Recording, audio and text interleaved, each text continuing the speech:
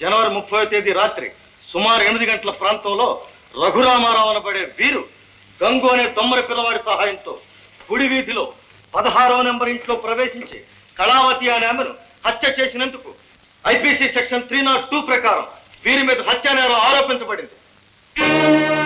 Mister Raghu, మీ మీద చేయబడిన నేరారోపణ విన్నారు, అందుకు మీరు ఏమంటారు?